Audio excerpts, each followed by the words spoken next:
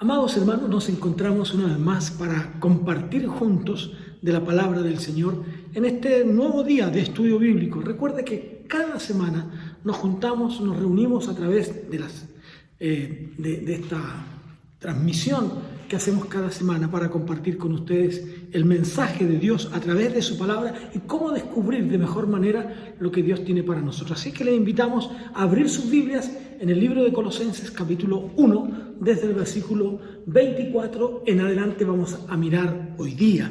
Por lo tanto, analicemos juntos, pero antes, por supuesto, es un tiempo también en que debemos orar a nuestro Dios para que Él dirija nuestros planes, nuestros propósitos y que Él dirija principalmente nuestra mente y que quite de nosotros todo prejuicio, todo aquello que pueda separarnos de Dios y no podamos entender el mensaje claro de la presencia de Dios para nuestras vidas.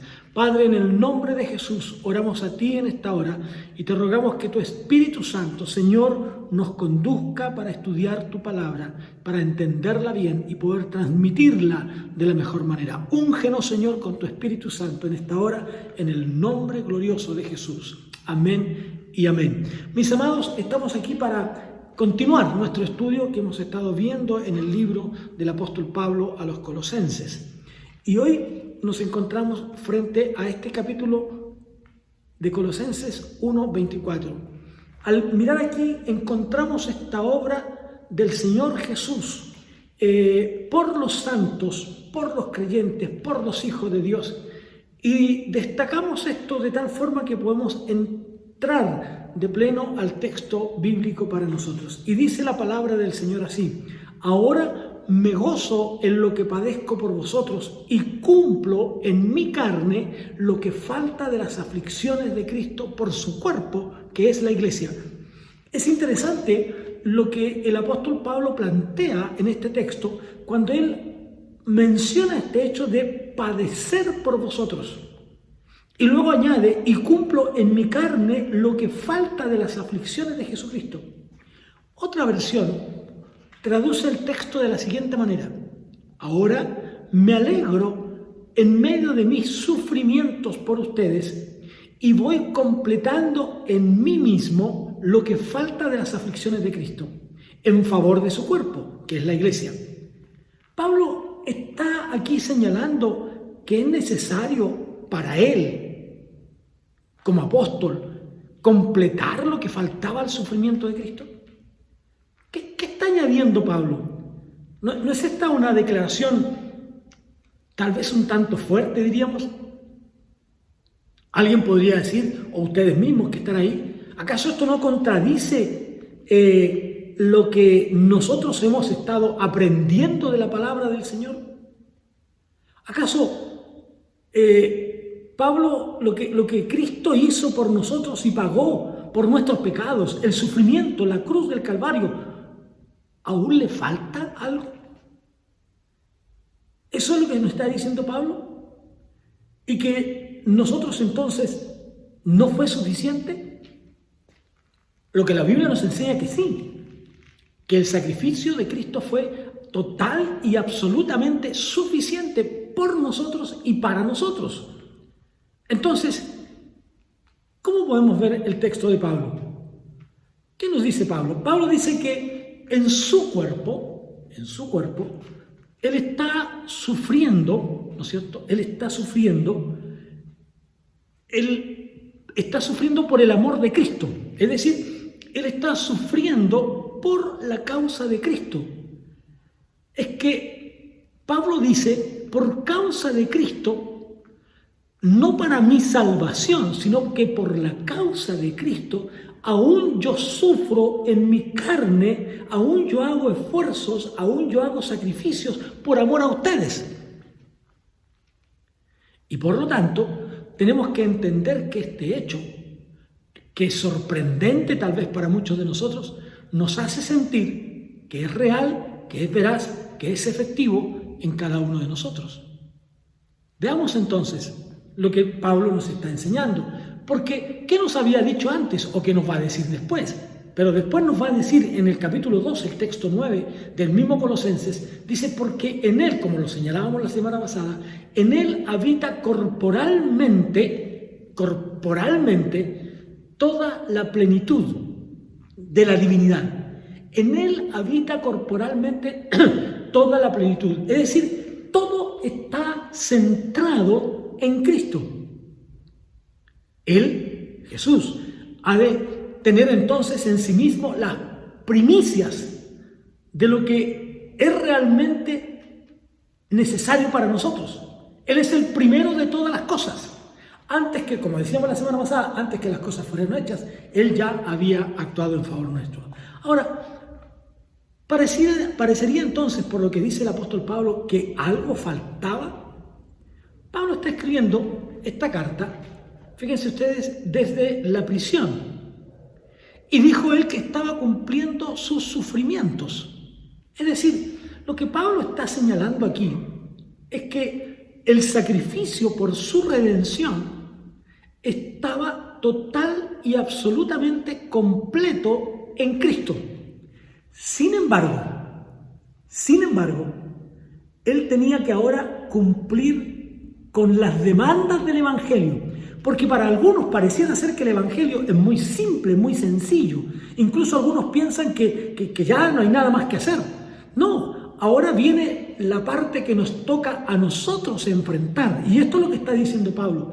Cuando Jesús habla con Ananías, por ejemplo, cuando recién es llamado el apóstol Pablo y él había salvado, él le dice simplemente: instrumento escogido me es este para llevar mi nombre en presencia de los no judíos, de los reyes y de los hijos de Israel, porque yo le mostraré cuánto le es necesario padecer por mi nombre. Entonces, esto se enlaza. Esto podemos relacionarlo con lo que tenemos hoy día. Cuando el Señor Jesús llama a Pablo y le dice a Ananías: mira, este hombre, a pesar de todo lo que tú digas, a pesar de que a ti no te parezca, a ti te cause confusión y conflicto el hecho de tener que ir a orar por él, quiero decirte que este es el instrumento que yo he escogido. Y frente a eso, no hay discusión. Entonces, este es el instrumento que yo he escogido. ¿Para qué? Para que mi nombre sea conocido en distintas esferas, de aquellas en las que algunos no pueden llegar, porque no todos podrían llegar donde Pablo había alcanzado. No todos podrían llegar a las personas a las que Pablo iba a llegar, a los reyes, a los príncipes, a hombres importantes. Muchos de ellos, aunque lo quisieran, ese lugar estaba vedado para ellos. Por lo tanto, cuando nosotros pensamos en esto, cuando nosotros meditamos en esto, nos encontramos con esta declaración también de Jesús. Dice: por cuanto yo le mostraré cuánto le es necesario padecer por mi nombre. Padecer por mi nombre. ¿Recuerdan lo que dice Mateo en las bienaventuranzas? Bienaventurados sois cuando por mi causa os persigan. Dice Jesús, cuando por mi causa los persigan. Es decir, el sufrimiento que yo he llevado a cabo es en beneficio de vuestra salvación. Eso es lo que está diciendo Pablo. El beneficio de Cristo es en razón de nuestra salvación, y por lo tanto la redención, la justificación, el perdón de nuestros pecados están realizados en Cristo. Ahora viene el camino que ustedes deben transitar. El camino que usted, estimado amigo, estimado hermano, tiene también que transitar. Entonces, ¿qué está diciendo el apóstol Pablo? Los sufrimientos de Pablo, insisto, no tienen nada que ver con el sacrificio de Cristo en favor de la redención y del perdón de nuestros pecados. No, ya todo estaba hecho. Jesús había recorrido todo ese camino. Esa parte está saldada. Lo que ahora viene es lo que nosotros, y cuántos de ustedes muchas veces a algunos lugares no les invitan porque son hijos de Dios. ¿O cuántas veces a nosotros nos discriminan por ser cristianos? Bueno, ese es su padecimiento. Eso es lo que usted tiene que hacer. Y Pablo dice, por causa de ustedes, porque tengo que ir a predicarles el evangelio, porque tengo que dejar todo lo que yo soy, porque tengo que abandonar mi estatus ¿no es cierto? Mi tranquilidad, mi estado de confort, porque tengo que dejar mi familia, porque tengo que dejar todo lo que soy para ir y predicar el Evangelio a ustedes. Y en razón de eso sufro, por causa de ustedes. Pero hermanos, no para completar la salvación, sino en razón de su mensaje, en razón de su comisión, en razón de su tarea. Cuando una persona lleva un mensaje hacia otro lado, tendrá que enfrentar las dificultades que puedan haber. Recordemos la antigüedad, por ejemplo, muy antiguamente, cuando un hombre en las guerras, por ejemplo, incluso en Estados Unidos, en la guerra de las confederaciones, ¿no es cierto? Cuando una persona tenía que llevar un mensaje hacia otro lugar, tenía que correr riesgos. Pero esos riesgos los corría en favor de los que estaban detrás de él y que quedaban detrás de él para avisar que necesitaban ayuda. Ese sacrificio es en razón de ellos. Y eso es lo que está diciendo Pablo. El sacrificio que yo estoy viviendo ahora es en razón de ustedes y es por ustedes. Así es que no está hablando de la otra manera. Ahora, podemos decir que hay un sufrimiento que es en razón y por causa del ministerio. Y hay un sufrimiento en razón y por causa del rescate, de la mediación para Dios y el hombre. Y ese rescate de mediación y ese sufrimiento de mediación lo sufrió Jesús, ¿ya? Entonces, el sufrimiento de aquel que se coloca entre Dios y el hombre lo cumple plenamente Jesús. Pero ahora viene el sufrimiento por causa del ministerio, por causa del trabajo, por causa de la responsabilidad que tenemos. Y eso es lo que Pablo está diciendo. Ahora, muy bien, vamos a ver alguna distinción en estas cosas. La primera que tenemos, o lo primero que podemos ver, es que cuando pensamos en Cristo, podemos decir que Él soportó todo el sufrimiento que Él soportó y que por lo tanto nosotros no podemos llevar a cabo ese tipo de sufrimiento. Nosotros no podíamos recorrer el camino al Gólgota, ¿no? Él sufrió como un hombre. Él soportó el sufrimiento humano. Él soportó ese sufrimiento por amor a la humanidad. Cuando Él nació en Belén de Judea, estaba ya predicho de que así iba a ser. Y eso nosotros tenemos que entenderlo. El apóstol Pablo escribe a los Gálatas, por ejemplo, dice, porque cada uno llevará su propia carga. Hay cargas, hay sufrimientos que debemos llevar solos. No podemos llevarla con otros. Y así fue con él. Y sentimos dolor. Hay ciertos problemas en la vida que uno debe enfrentar y debemos enfrentarlos en solitario. Hay dolores, hay penas, hay angustia, hay disgustos que sufren y que nadie puede compartir con nosotros muchas veces. Algunos producto de nuestros propios errores, otros simplemente porque la vida nos los puso delante y tenemos que enfrentarlos. ¿No? Pero tenemos que hacer así. Pero llegará la hora cuando tengamos que pasar, como dice el salmista, nosotros ahora por el valle de la sombra y de la muerte, es decir, nuestro andar, nuestro caminar. Por otro lado, este sufrimiento de Cristo es el sufrimiento que como hijo de Dios soporta y que no puede compartir. Tenía que hacerlo Él. Entonces, Él se identifica con la humanidad. Él vive ese dolor y lleva todo aquello a la presencia del Señor. Él sufrió como hijo de Dios.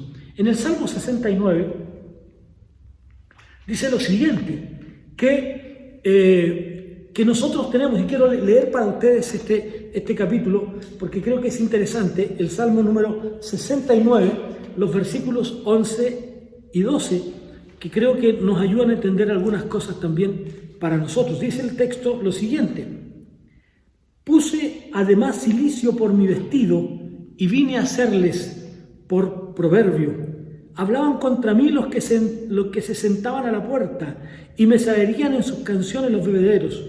Pero yo a ti oraba, oh Jehová, al tiempo de tu buena voluntad. Habitaban contra mí, pero yo oraba, oh Dios, por la abundancia de tu misericordia. Ahí está el salmista diciendo que era el tema de cuánto sufrió por ser hijo de Dios. Él sufrió por nosotros. Recordemos que él fue arrestado, los soldados lo maltrataron por causa de nosotros. Ese sufrimiento no podía ser traspasado a otro, pero también aquel sufrimiento que es por el pecado de la humanidad. Él es el Cordero de Dios que quita el pecado del mundo. Y ninguno de nosotros en lo más absoluto puede entrar en ese sufrimiento. No lo entenderíamos, no lo soportaríamos. El sufrimiento de Cristo es un sufrimiento único que usted y yo no podríamos soportar jamás. Porque solo Dios podía pasar por ese valle de muerte. Solo Dios podría enfrentar la muerte de esa manera y nosotros no podemos hacerlo.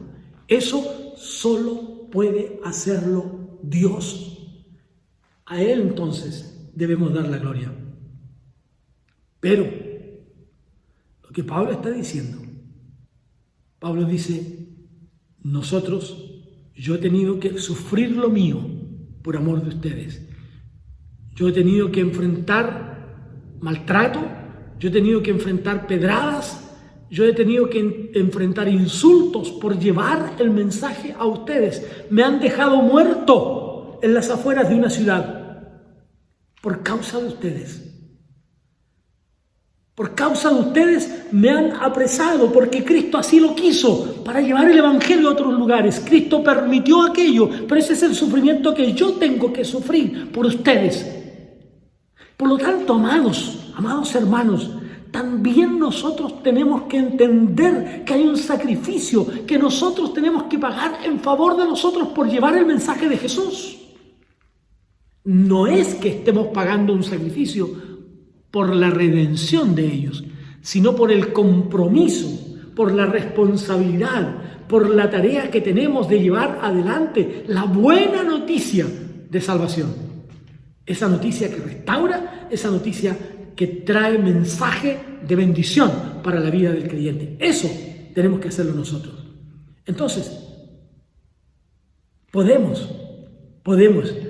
Recordemos entonces que Jesús, cuando se le aparece a Pablo, a este Saulo de Tarso, camino a Damasco, le dice, Saulo, Saulo, ¿por qué me persigues? Simplemente, él quedó perplejo.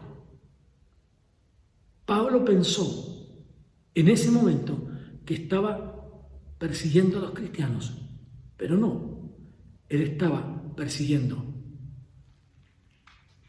a Jesús, el Cristo.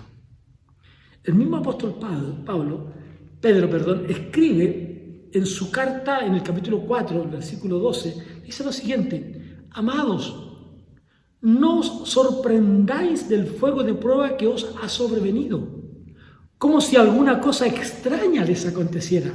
Al contrario, alegraos por cuanto sois participantes de los padecimientos de Cristo, para que también en la revelación de su gloria os gocéis con gran alegría. Hermano, dice Pedro, no se sorprendan. No se sorprendan cuando ustedes, por causa del Evangelio, sufran. Porque está escrito. En la palabra de Dios, en la Biblia, estaba escrito que así sería. No se sorprendan, dice Pedro, porque está escrito. Por causa de ti somos muertos todo el tiempo. Por causa de ti, por causa de llevar el mensaje del Señor, muchas veces tendremos que soportar el oprobio, la vergüenza, muchas cosas. Pero la palabra de Dios no puede quedar sin ser anunciada. El Evangelio debía avanzar. Nada debía detenerlo. Nada podría frenar el fuego del Espíritu para que corriera el Evangelio del Señor. Alguien tenía que sufrir aquello. Como alguien diría, ¿no es cierto?, para que un niño nazca, para que un niño vea la luz, hay una mujer que sufre dolores de parto.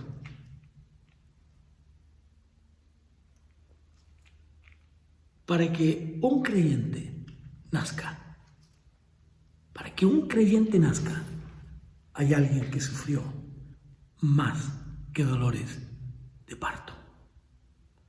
Para que usted naciera espiritualmente, alguien sufrió más que dolores de parto. Y ese alguien es Jesús.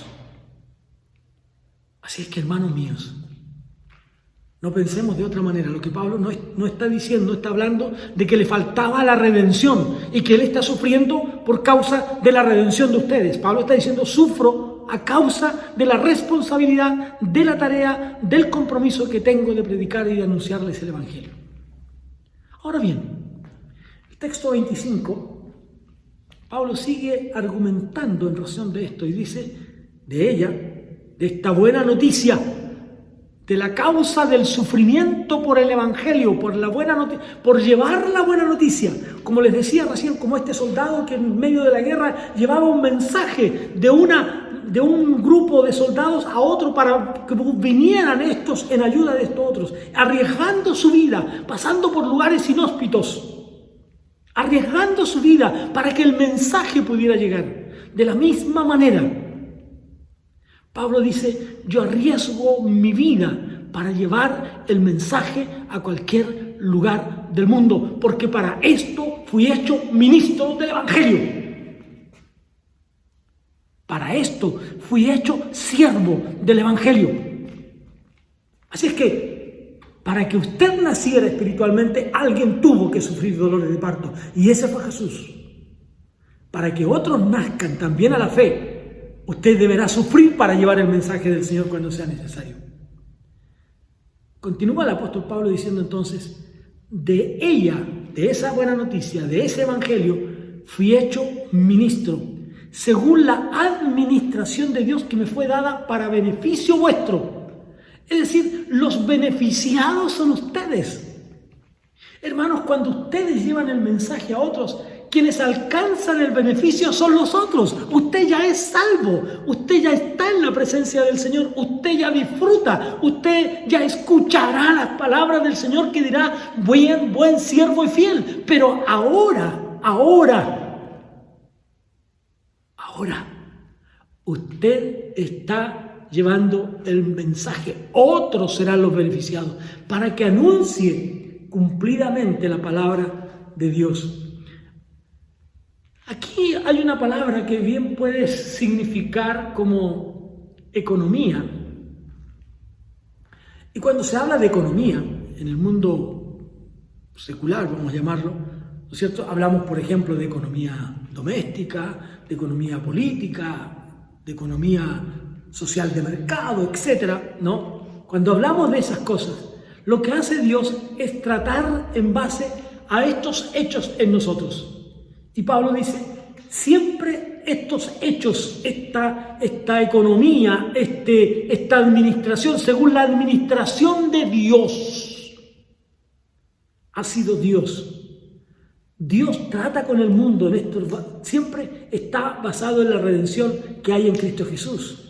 Antes de que Jesús viniera al mundo, los hombres ofrecían un cordero en sacrificio. Ustedes recordarán aquello, ¿no? La gente ofrecía un cordero en sacrificio.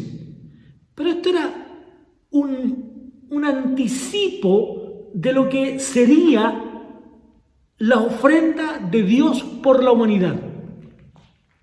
Así como los hombres llevaban, ¿no es cierto?, un cordero para ser sacrificado, un animal para ser sacrificado en propiciación por los pecados de ellos mismos, esto es lo que vendría después a ocurrir y que los demás deberían entender del sacrificio de Jesús cuando Dios lo ofrece por el pecado de la humanidad. Por eso que Pablo dice, yo fui hecho ministro de esto. según la administración de Dios, según lo que Dios quiso, ¿no? Esta nueva economía, esta nueva visión de la iglesia que me fue dada para con vosotros. Pablo está escribiendo, como ustedes saben, a los cristianos, a los no cristianos o a los no judíos, a los cristianos no judíos de Colosa. Ellos eran parte de esta nueva experiencia. Recuerden que en principio la salvación que ellos pensaban era una salvación que estaba basada en el concepto que solo ellos eran salvos. Pero Pablo ahora está abriendo esta visión. Pablo está abriendo esta visión a griegos y no griegos, ¿no? A gentiles, a esclavos, a libres, a todos y a cada uno ha llegado esta buena noticia. Entonces ahora él escribe a ellos, pero ellos eran parte de este nuevo quehacer de la iglesia. Y termina este verso 25 simplemente diciendo, para que anuncie cumplidamente la palabra del Señor. Es decir, para que se cumpla lo que antes estaba medio oculto, sin entender. Esto que los otros no entendían en el Antiguo Testamento, pero que en la nueva era, esta visión que nos abre Jesús, ¿no? Que nos declara a través del Evangelio para ir a los no judíos. Se abre este misterio, hay un misterio. ¿Cómo es esto? Como lo expresa hasta hoy, ¿no es cierto?, el mundo judío que espera todavía el retorno del Señor. Este mundo judío que no habla de la segunda venida, sino que habla de la primera venida, ¿no? Este misterio, dice el apóstol Pablo en el texto 26, este misterio que había estado oculto desde los siglos y edades, pero que ahora ha sido manifestado a sus santos. Había un misterio, ¿no? Algo que no había sido revelado. ¿Cuál misterio? Mire lo que dice el apóstol Pablo en Efesios, ¿no? En Efesios aprendimos ¿qué cosa? Que el misterio ¿no es cierto? Que todos los seres humanos que están perdidos, pero que todos han pecado, pero que todos alcanzarán el perdón de sus pecados. No importa el tamaño del pecado. Así es que está siendo revelado el misterio, ¿no? El misterio no era el hecho de que los no judíos serían salvos. Eso ya estaba escrito en el Antiguo Testamento. Dios puede y coloca a Israel. Mire, Dios coloca a Israel. Este es el hecho nuevo del misterio. Dios coloca a Israel en la misma base para los no judíos. Para Él no hay acepción de personas. Los israelitas y los no judíos, los gentiles, tienen la posibilidad de alcanzar y de disfrutar y de gozar de la misma manera el amor de Dios y poseer la tierra prometida, aquella tierra que está para los que creen en Cristo. Por lo tanto, el misterio está dado de esa manera. Entonces, Dios está hablando a estas personas de todas las razas, de todos los mundos, de todas las lenguas, de cualquier lugar. Él está hablando de este nuevo pacto que Él ha sellado con la gracia de Dios. Esta realidad que nunca fue revelada en el Antiguo Testamento, pero que sí está siendo revelada ahora. En Cristo se cumple. En Cristo se cumple lo que estaba escrito. No hay de otra manera. Así que Pablo dice, este misterio ha sido revelado, manifestado a sus santos. Entonces, Pablo está diciendo, este es un misterio que no solo me ha sido revelado, sino que él dice, este es un misterio que nos ha sido revelado a todos los santos. No solo para él, a ellos, dice, Dios quiso dar a conocer las riquezas de la gloria de este misterio entre las naciones, que es Cristo en vosotros, esperanza de gloria. Qué hermoso. Cristo, esperanza de gloria. Es decir, en Cristo. Es decir, en Cristo estamos todos unidos. Somos uno. En el momento en que nosotros depositamos nuestra confianza, en el momento en que usted coloca su fe, en el momento en que usted deposita toda su esperanza en Dios, en la obra redentora de Jesucristo y que su Espíritu Santo le bautiza con poder, sellándole, marcándole como un nuevo creyente y llevándolo a la iglesia esto, ¿no es cierto? Entonces usted tiene una esperanza de gloria. Una esperanza de gloria que será eterna en los cielos. Nosotros entonces, dice Pablo, anunciamos a Cristo. Nosotros anunciamos a Cristo, amonestando a todo hombre y enseñando a todo hombre en toda sabiduría, a fin de presentar perfecto en Cristo Jesús a todo hombre. La perfección no es un logro humano. La santidad no es un logro humano. La santidad es la obra del Espíritu Santo en usted, en mí, que nos guía para abandonar aquellas cosas del pecado que nos separan de Dios.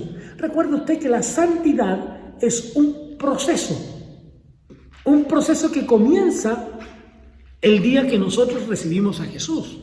Un proceso que comienza el día que usted en fe levantó su mano y dijo, sí, yo acepto a Jesús. Yo creo en Jesús, yo reconozco mis pecados, me arrepiento de ellos y creo por la fe que Jesucristo es el Señor y que Dios le levantó de los muertos, que entonces yo puedo alcanzar la salvación. En esa confesión de fe usted está alcanzando la razón de la gloria de Dios. Hermanos míos, el Evangelio no consiste en lo que predicamos. El Evangelio es sobre quién predicamos. La buena noticia tiene que ver con el hecho maravilloso, como lo hemos dicho otros días, tiene que ver con el hecho maravilloso de que Cristo murió por nosotros. No, nadie puede hablar del Evangelio sin predicar a Jesús. ¿Por qué? Porque el centro del Evangelio es Jesús. Como cantamos, el centro de mi vida eres tú. El centro de mi vida eres tú. Él es, como diría Juan en su escrito, la vida eterna, ¿no? Y como escribe, ¿no es cierto? Dice Juan que él iba a mostrarnos la vida eterna, que él había visto la vida eterna. ¿A quién había visto Juan? Él había visto a Cristo. ¿No? En su primera carta de Juan, quiero llevarles allí, vamos a leer lo que Juan nos enseña y nos dice para nosotros hoy día. Primera de Juan, capítulo 1, versículos 1 y 2. Veamos este texto bíblico que nos ayudará a entender este hecho. Primera de Juan 1 y 2. Dice, lo que era desde el principio, lo que hemos oído, lo que hemos visto con nuestros ojos, lo que hemos contemplado y palparon nuestras manos tocante al verbo de vida, porque la vida fue manifestada y la hemos visto y testificamos y os anunciamos la vida eterna, la cual estaba con el Padre y se nos manifestó. Él nos mostró la vida eterna. Juan dice, esto es lo que nosotros vimos con nuestros ojos, pero no solo eso, nosotros pudimos tocarlo. Privilegio, bendición que nosotros no tenemos o no hemos tenido. Pero recuerde, más bienaventurados son aquellos que no han visto, pero que creyeron. Por así decirlo, nuestra experiencia es muchísimo más enriquecedora y nuestra fe más grande aún, podríamos decir, porque sin ver hemos creído. En cambio, ellos vieron a Jesús y Juan dice, lo tocamos, nosotros estuvimos allí. Esto es tocante al verbo de Dios. Nosotros lo vimos. Eso es lo que está diciéndonos Juan en esta palabra de Dios para nosotros hoy día, ¿no? Lo que hemos visto con nuestros ojos, lo que hemos contemplado y palparon nuestras manos tocante al verbo de vida. Eso es, dice Juan. Nosotros lo tocamos, nosotros pudimos sentirlo. Allí estaba, la gente pudo sentirlo como aquella mujer que enferma enferma con flujo de sangre, va hasta allá y dice: si tan solo yo tocare el borde de sus vestidos, yo seré curada. Ellos pudieron tocar a Jesús. Bendito Dios. Pero nosotros hemos creído en Él. El Evangelio en Cristo, es decir, simplemente es lo que Dios ha hecho en nosotros. Y luego Él escribe y Él dice: amonestando a todo hombre y enseñando a todo hombre en toda sabiduría. Amonestando. ¡Qué bendición! Versículo 29. Para esto también dice: trabajo, luchando según la fuerza de Él, la cual actúa poderosamente. Pablo dice: lucho hasta dar la vida. Esta palabra en el original, luchando según la fuerza, Pablo está diciendo aún hasta una lucha agónica. Agónica. Hasta dar la vida. Hasta entregarlo todo. ¿No? Aquí Él nos está dando su testimonio personal y Él dice: con este fin trabajo y lucho, por esta razón me entrego. Y Él dice: yo gastaré todo y me gastaré yo mismo, ¿no? Con tal de que el Evangelio pueda llegar a todo lugar. Me gastaré yo mismo. Qué hermosa palabra de Dios. Fíjese lo que encontramos ahora en el capítulo 2 en adelante. Y dice la palabra del Señor lo siguiente: quiero pues, ¿no? El capítulo 2. Vamos a mirar, ¿no? Dice: porque quiero que sepáis cuán grande lucha sostengo por vosotros y por los que están en la Odisea y por todos los que nunca han visto mi rostro. Pablo dice: quiero que sepan que lucho por ustedes, tengo una lucha. Y aún lucho por los que ni siquiera conozco, a quienes no he tenido la oportunidad de compartir. La Odisea estaba muy cerca de Colosa. Incluso hay algunos escritores que dicen que uno puede colocarse en un lugar determinado de la Odisea y mirar a través de un largo valle, y allí están las puertas de Frigia, hacia donde se conduce y se puede uno llegar hasta Colosas. Era una gran ciudad, pero no tan importante como la Odisea. Claro, en la Odisea estaba una de las 7 iglesias del libro Apocalipsis. Pero recuerden, la Odisea es la iglesia descrita como una iglesia tibia. Y la Biblia dice que Dios nos prefiere fríos o calientes, porque tibio los vomitaré de mi boca. La palabra conflicto aquí se puede tratar como agonía, como dije delante. Quiero pues que sepáis con cuán gran lucha, esfuerzo hasta la agonía por vosotros. Me entrego por vosotros lo más que puedo. Me doy por ustedes.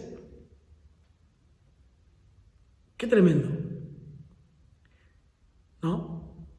Y eso es lo que está diciendo el apóstol Pablo. Veamos cuando él dice: por los que aún no han visto mi rostro. Por los que aún no han visto mi rostro. Y es interesante esto. Pero mire lo que dice después: lucho para que sean consolados en sus corazones y para que, unidos en amor, alcancen toda la riqueza del pleno entendimiento, a fin de conocer el misterio de Dios, el Padre, y de Cristo. Qué maravilloso es esto. Dice: lucho para que sean consolados en sus corazones.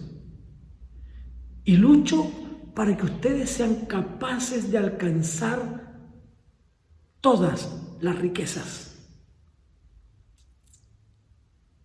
para que logren todo lo que está prometido, que no haya ninguna deuda para con ustedes, sino que alcancen todo, disfruten de todo, porque en Él, otra vez, está toda la plenitud de Dios.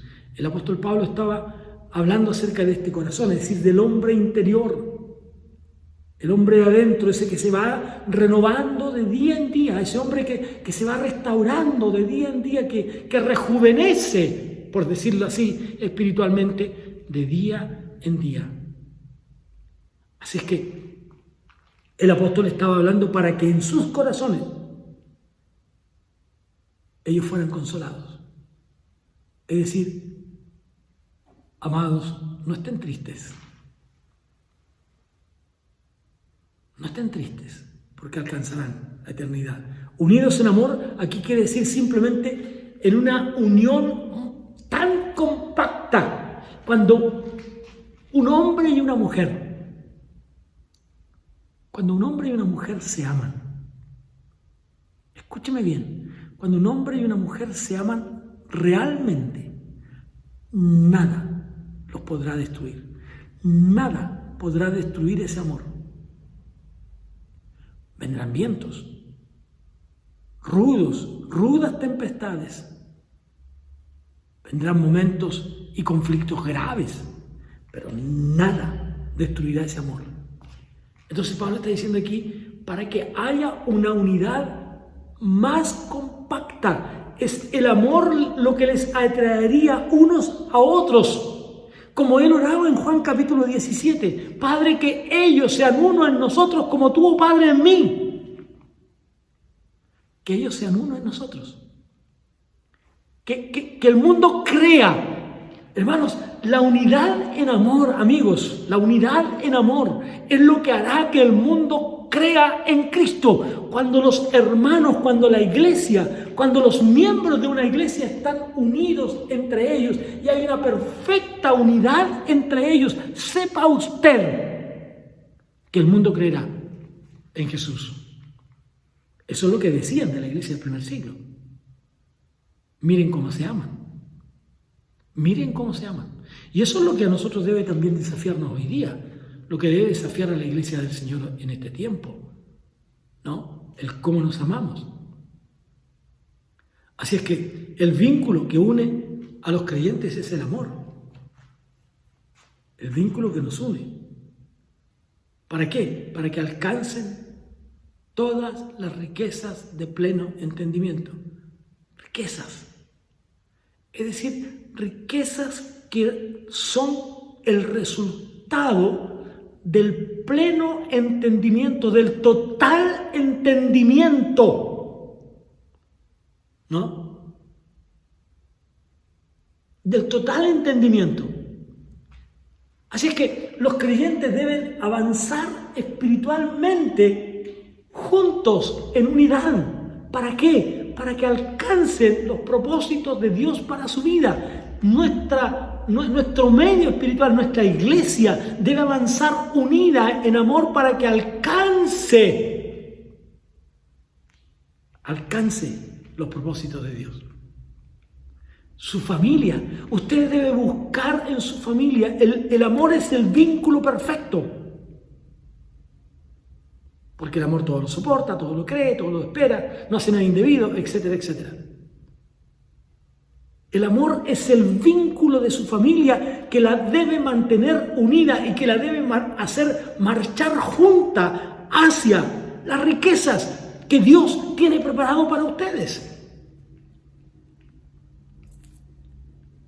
Su familia física alcanzará las riquezas en gloria por medio de la obra redentora maravillosa de Jesús en ustedes. Entonces, ¿cuál es el misterio de Dios? ¿Se hablaba de Jesucristo en el Antiguo Testamento? Sí. ¿Se hablaba de la obra redentora? Sí.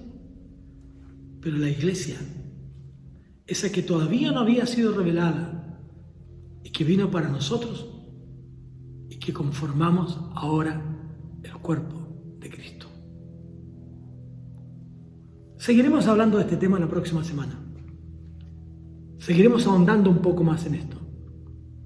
Quiero invitarles a que nos volvamos a encontrar el próximo miércoles a las 20 horas en este mismo canal de YouTube para que podamos juntos comprender mejor la palabra de Dios para nuestras vidas. Padre, bendice a tu iglesia, bendice a tu pueblo, bendice a aquellos que son tus hijos y restáurales cada día para ir de victoria en victoria. Gracias por todo, en el nombre de Jesús. Amén y amén. Que Dios les bendiga, queridos, que la gracia de Dios les acompañe y que sea siempre una bendición estar juntos. Nos encontramos la próxima semana, próximo miércoles, 20 horas, estaremos juntos una vez más. Un gran abrazo para cada uno de ustedes. Dios les bendiga.